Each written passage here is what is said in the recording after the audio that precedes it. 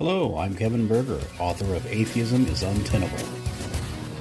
There is no shortage of channels of religious individuals engaging in apologetics to defend their positions, and there is no shortage of channels of atheists using counter-apologetics to argue against them. But what about atheists' defense of their own positions? Who is holding them accountable? On this channel, I don't engage in apologetics. Instead, I apply the principles of polemics and skepticism to atheism and the claims made by atheists, of which, despite their insistence to the contrary, there are many. This is Justified Nonetheless.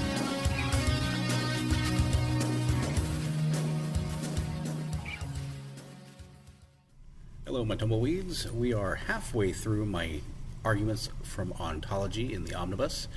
We'll be looking at the sixth argument today, so let's get right to it.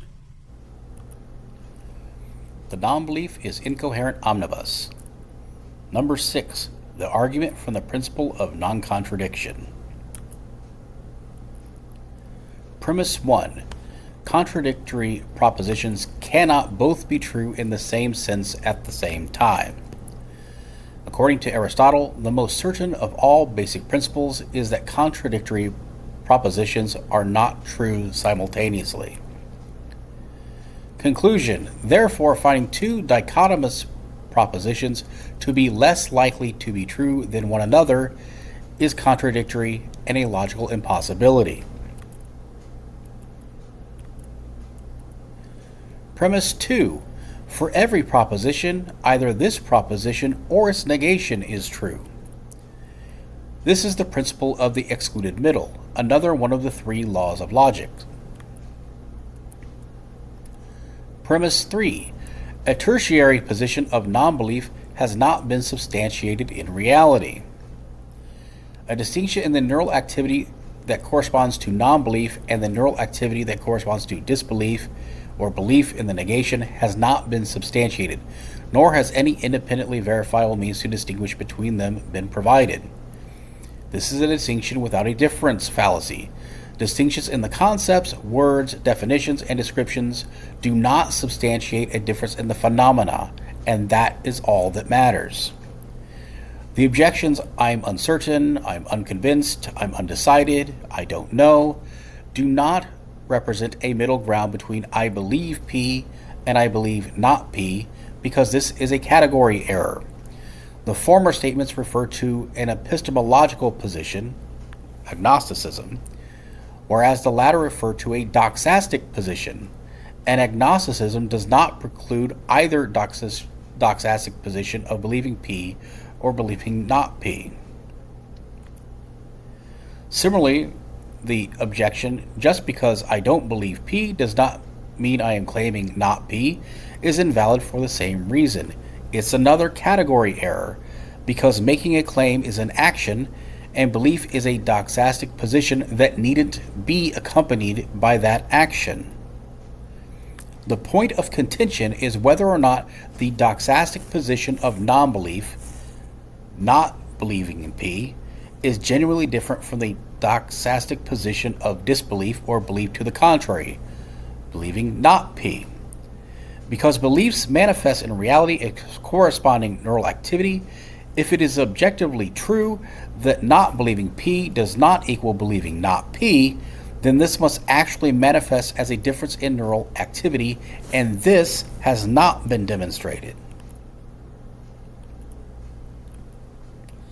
Premise 4.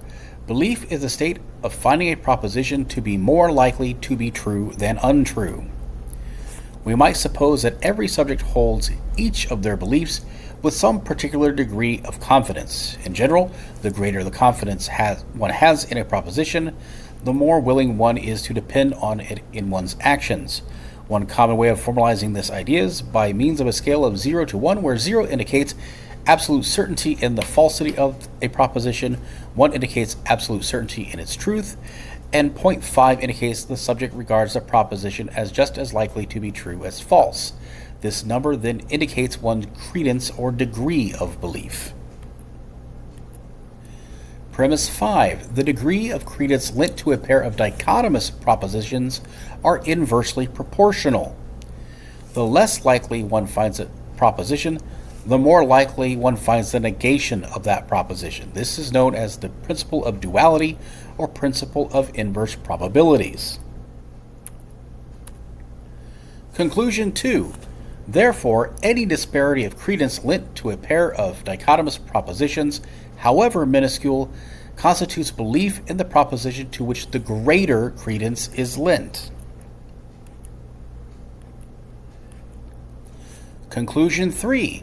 Therefore, a subject cannot find both of a pair of binary propositions less likely to be true, nor can a subject find neither to be more likely to be true.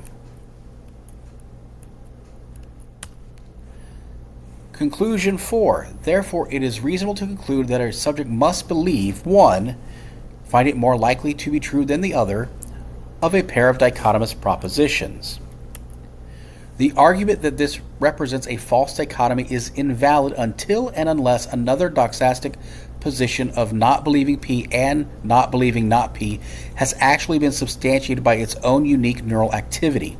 Conceptual and linguistic differences are insufficient, and category errors that conflate the epistemological position of agnosticism with the doxastic position are irrelevant, as are category errors that conflate action with mental states.